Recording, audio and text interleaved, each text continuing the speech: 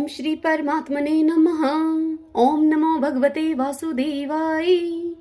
ज्येष्ठ मास महात्म्य अध्याय 5 की पावन कथा सुनेंगे आज। ऋषि कहने लगे कि हे स्कंद जी, स्त्रियां सौभाग्य के लिए ज्येष्ठ मास में कौन सा व्रत करें और क्या दान करें, सो आप सब कृपा करके विस्तार पूर्वक कहिए। तब स्कंद जी ऋषियों से बोले कि किसी समय कैलाश पर्वत पर भगवान शिव जी सुख से बैठे हुए थे। तब पार्वती जी हाथ जोड़े और प्रणाम करके शिव जी से कहने लगी कि हे शिव, हे शंभु, हे जगन्नाथ, हे सर्वज्ञ, हे सुखदायक, मेरे समान ऐश्वर्य, सुख और सौभाग्य जिस उपाय के द्वारा अक्षय अर्थात नाश रहित हो, और हे कृपानिधे, आपके साथ मैं अजर और अमर होकर रहूं, ये किस वर्ष से संभव होगा?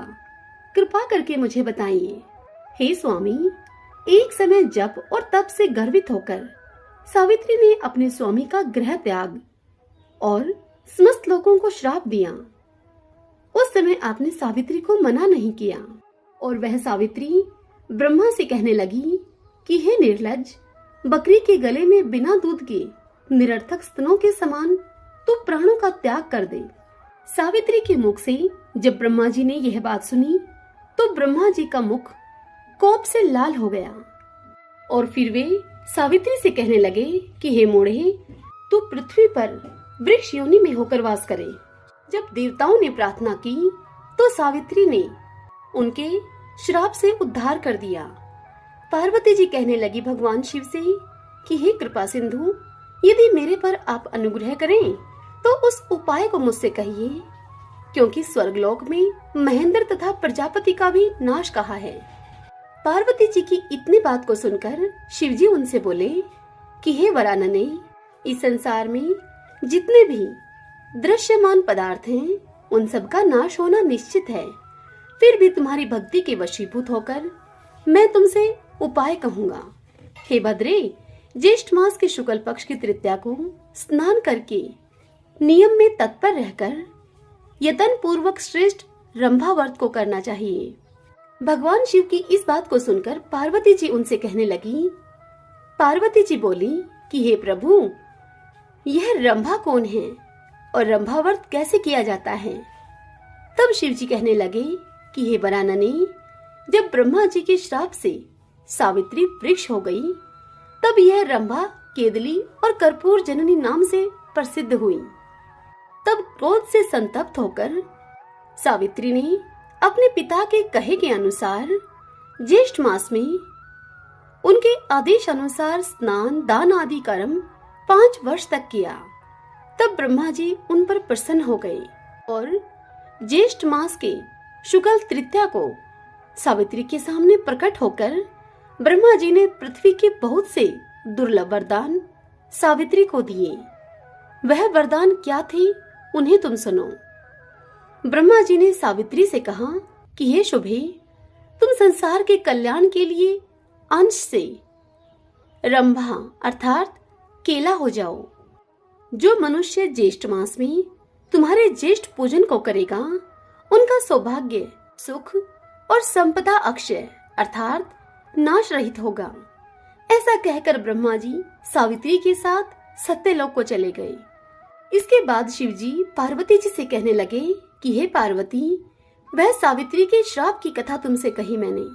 अब मैं तुमसे संक्षेप में रंभा व्रत की विधि कहता हूँ। ज्येष्ठ मास की तृतीया के दिन बाग या फिर अपने घर में ही केले का पेड़ लगावे। पंचामृत, गंध, पुष्पमाला और कर्पूर, पवित्र शीतल खुशबू से वासित जल, इन वस्तुओं से प्रतिदिन वृक्ष का सिंचन करें। सुंदर वन को बनाकर उसके मध्य में कलश को स्थापित करें। षोडशो उपचार पूजन विधि से पूजन करके अनेक प्रकार के नैवेद्य अर्पण करें। अपनी सामर्थ्य के अनुसार ब्राह्मणों को भोजन करावे और स्वयं हविष्यान भोजन करके गीत, वाद्य, पुराण, कथा श्रवण और कीर्तन के द्वारा देवता के सामने जागरण करें। इसी प्रकार केदली वन में बैठकर नित्य प्रति पूजन करें। समस्त कामनाओं वाले मनुष्य इस प्रकार इस मास में इस व्रत को करें। जब 1 मास पूर्ण हो जाए तो आचार्य को बहुत सा धन देकर दूध वाली गौ का दान देवे। यथाशक्ति हवन कराकर ब्राह्मणों को भूयसी दक्षिणा देवे और अपनी सामर्थ्य के अनुसार, अपनी शक्ति के अनुसार शर्करा युक्त खीर से ब्राह्मणों को भोजन करावे। इसके पश्चात विसर्जन करके पारणा करे और प्राणियों को बहुत सा अन्न दान देवे। इतनी बात कहकर शिवजी पार्वती जी से कहते हैं कि हे भद्रे, पहले तुमने मुझको प्रसन्न किया था, इसी से यह सब रहस्य मैंने तुमको बतलाया है। इस व्रत को यत्न पूर्वक करो, तुमको शाश्वत फल मिलेगा। षडानंद ऋषियों से कहते हैं कि हे ऋषियों, प्रथम सूर्यपुत्र के विग्रह से जगदीश्वर ने इस व्रत को गुप्त रखा था। उस पवित्र व्रत को जगत के श्री गुरु शंकर भगवान ने दीनों पर कृपा करके श्री पार्वती जी से कहा। इति श्री ज्येष्ठ मास महात्म्य रंभा व्रत वर्णन महात्म्य पंचम अध्याय संपूर्ण। आइए भगतजनों, अब हम श्री राम कथा को सुनेंगे। कहा जाता है कि ज्येष्ठ मास में श्री राम और हनुमान जी का मिलन हुआ था। ऐसे में इस मास में यदि राम कथा सुनी जाए तो अनंत पुण्य की प्राप्ति होती है। तो आइए आज से हम राम कथा का प्रारंभ करते हैं। आज हम सुन रहे हैं श्री अयोध्या का महात्म्य। नारायणं नमस्कृत्यं नरं चैव नरोत्तमं देवीं सरस्वतीं व्यासं ततो जयमुदीरयेत्। महाक्षेत्र कुरुक्षेत्र में जब महात्मा राजा श्री रामचंद्र जी का 12 वर्षों में पूरा होने वाला यज्ञ चल रहा था, उस समय उस यज्ञ में निमंत्रित होकर शुद्ध अंतःकरण वाले सभी मुनि वहां पधारे, जो वेदों और वेदांगों के पारगामी विद्वान थे। वे वहां स्नान करके न्याय पूर्वक जप आदि कर्म करके वेद वेदांगों के पारंगत पंडित भारद्वाज मुनि को आगे करके कर्मशः विचित्र विचित्र आसनों पर बैठे। उस समय व्यास शिष्य रोमहर्षण सूत जी से भारद्वाज आदि मुनिवरों ने पूछा कि हे महाभाग सूत जी, इस समय हम महापुरी अयोध्या का गुणों से उज्जवल एवं रहस्य युक्त सनातन महात्म्य सुनना चाहते हैं।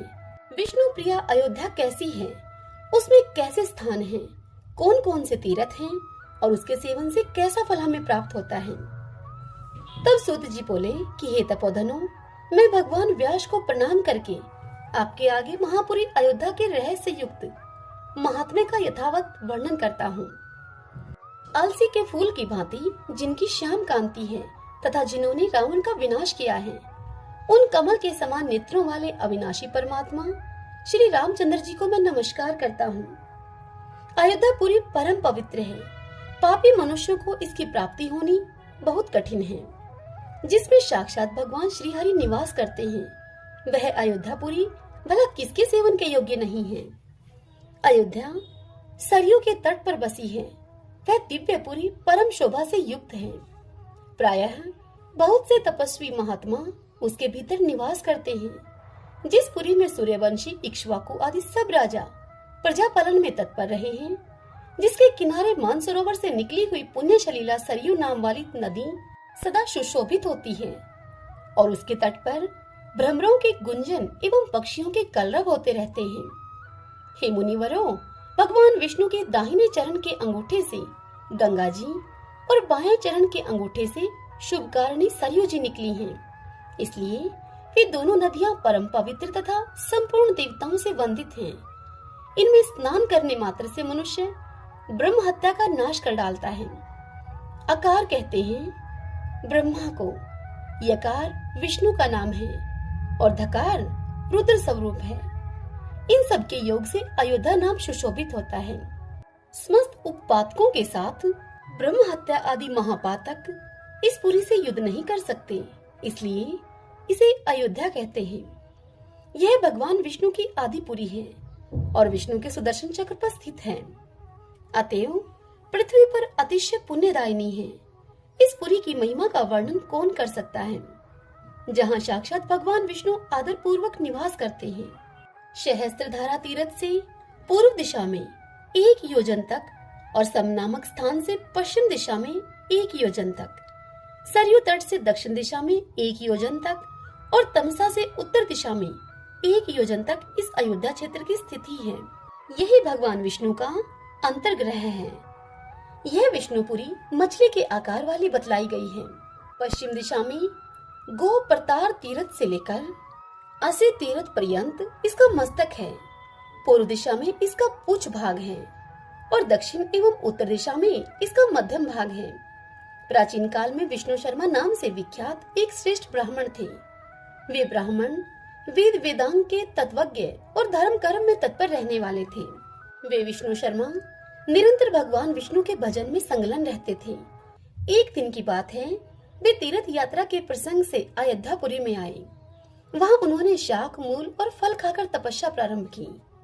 सवेरे स्नान करके विधि पूर्वक भगवान विष्णु की उन्होंने पूजा करी और इंद्रिय समुदाय को वश में करके विशुद्ध चित्त से भगवान विष्णु में मन को लगाकर प्राणायाम करते हुए, ओमकार का जप करते हुए तथा हृदय में विकसित कमल का चिंतन करके उसके ऊपर पीतांबरधारी शंख चक्र गदाधारी भगवान विष्णु का ध्यान एवं पुष्प आदि से मानसिक पूजन करते थे। ब्रह्मा रूप श्री हरि का ध्यान और 12 अक्षर मंत्र का जप करते हुए वे वायु पीकर रहने लगे। इस प्रकार उस ब्राह्मण के 3 वर्ष बीत गए। तदंतर विप्रवर विष्णु शर्मा ने ध्यान पूर्वक भगवान विष्णु का इस प्रकार से सत्वन किया। विष्णु शर्मा बोले कि हे भगवान, हे विष्णु, आप प्रसन्न होइए। हे पुरुषोत्तम, प्रसन्न होइए। हे देव देवेश्वर, आप प्रसन्न होइए। हे कमल नयन, प्रसन्न होइए। हे कृष्ण, आपकी जय हो। हे अचिंत्य, हे परमेश्वर, आपकी जय हो। हे विष्णु, आपकी जय हो। हे अवयव, आपकी जय हो। हे नाथ, हे यज्ञपति, आपकी जय हो। विष्णु, आप सबके पालक और सर्वत्र व्यापक हैं, आपकी जय हो। हे पापहारी अनंत, आपकी जय हो। हे जन्म रूपी ज्वर का निवारण करने वाले प्रभु, आपकी जय हो। जिनकी नाभि से कमल प्रकट हुआ है तथा जो कमल की माला धारण करते हैं, ऐसे आप श्री हरि को नमस्कार है, नमस्कार है। हे सर्वेश, आपको नमस्कार है। कैटभ का संहार करने वाले हे भूतेश्वर, आपको नमस्कार है। जगत के मूल कारण जगदीश्वर, आप तीनों लोकों के रक्षक हैं, आपको नमस्कार है। आप देवताओं के भी अधिदेवता हैं, आपको नमस्कार है। आप जल में शयन करने वाले नारायण हैं, आपको नमस्कार है। सबको अपनी ओर आकर्षित करने वाले सच्चिदानंदमय श्री कृष्ण को नमस्कार है। जहाँ योगी जनों का मन रमण करता है, उन श्री राम को नमस्कार है। चक्र सुदर्शनधारी श्री हरि को नमस्कार है। आप सब लोगों की माता हैं, आप ही जगत के पिता हैं। भय से व्याकुल प्राणियों के लिए आप ही सुहृदय और मित्र हैं। आप ही पिता और पितामह हैं। भविष्य, वषटकार, प्रभु और अग्नि सब कुछ आप ही तो हैं। आप ही करण, कारण, कर्ता और परमेश्वर हैं। हाथ में चक्र, शंख, गदा धारण करने वाले हे माधव, मेरा आप उद्धार कीजिए। हे मंदराचलधारी कच्छप, आप प्रसन्न होइए। हे मधुसूदन, आप प्रसन्न होइए। हे कमलकांत, प्रसन्न होइए। हे भुवनेश्वर, आप प्रसन्न होइए। इस प्रकार स्तुति करते हुए महात्मा विष्णु शर्मा की भक्ति से प्रसन्न होकर विश्वात्मा भगवान विष्णु गरुड़ की पीठ पर बैठे हुए वहां प्रकट हुए। उनके हाथों में शंख, चक्र और गदा शोभा पा रहे थे। वे पीतांबरधारी अविनाशी श्री हरि प्रसन्नचित होकर विष्णु शर्मा से इस प्रकार बोले। वे बोले, हे वत्स, मैं तुम्हारी बड़ी भारी तपस्या से इस समय संतुष्ट हूँ। इस स्तोत्र से तुम्हारा पाप नष्ट हो गया है। हे विप्रवर, कोई वर मांगो। तब विष्णु शर्मा उनसे बोले कि हे देवेश, इस समय आपके दर्शन से मैं कृतार्थ हो गया हूँ। हे जगदीश्वर, मुझे एकमात्र आप अपनी अविचल भक्ति दीजिए। यह सुन श्री भगवान ने देव शर्मा से कहा कि तुम्हें मोक्ष देने वाली मेरी अविचल वैष्णवी भक्ति प्राप्त हो और यहीं पर मुक्तिदायिनी गंगा भी प्रकट होकर अविचल रूप से रहे। इस प्रकार यों कहकर देव देवेश्वर श्री विष्णु ने चक्र से उस स्थल को खोदकर पाताल मंडल से गंगा जी का जल प्रकट किया। तब से वह स्थान चक्र तीर्थ के नाम से विख्यात हुआ। वह त्रिभुवन प्रसिद्ध तीर्थ समस्त पाप राशि का नाश करने वाला है। वहाँ स्नान और दान करने से मनुष्य विष्णु लोक में जाता है। तदंतर भगवान विष्णु ने विष्णु शर्मा से पुनः कहा, हे विप्रवर, यहाँ भक्तों को मुक्ति देने वाली मेरी मूर्ति विष्णु हरि के नाम से प्रसिद्ध होकर रहे। भगवान की यह बात सुनकर बुद्धिमान ब्राह्मण ने भगवान विष्णु की उस मूर्ति को वहां स्थापित किया। तब से शंख, चक्र, गदा और पीतांबर धारण करने वाले चतुर्भुज भगवान विष्णु वहां विष्णु हरि के नाम से स्थित हुए। कार्तिक शुक्ल पक्ष की दशमी से लेकर पूर्णिमा तक वहां की वार्षिक यात्रा होती है। चक्र तीर्थ में स्नान करके मनुष्य सब पापों से मुक्त हो जाता है। जो वहां पितरों के उद्देश्य से पिंडदान करेगा, उसके पितर तृप्त होकर भगवान विष्णु के लोक में जाएंगे। समस्त सद्गुणों के सागर देह मूर्ति सच्चिदानंदमय श्री हरि इस प्रकार लोगों को मुक्ति प्रदान करने के लिए उत्तम स्वरूप धारण करके वहां स्थित हुए। जो वहां चक्र तीर्थ में स्नान करके अधिक भक्ति भाव के साथ भगवान श्री विष्णु की पूजा करता है, वह पुण्यात्मा मनुष्य वैकुंठ धाम में निवास करता है। ओम नमो भगवते वासुदेवाय। जय सिया राम।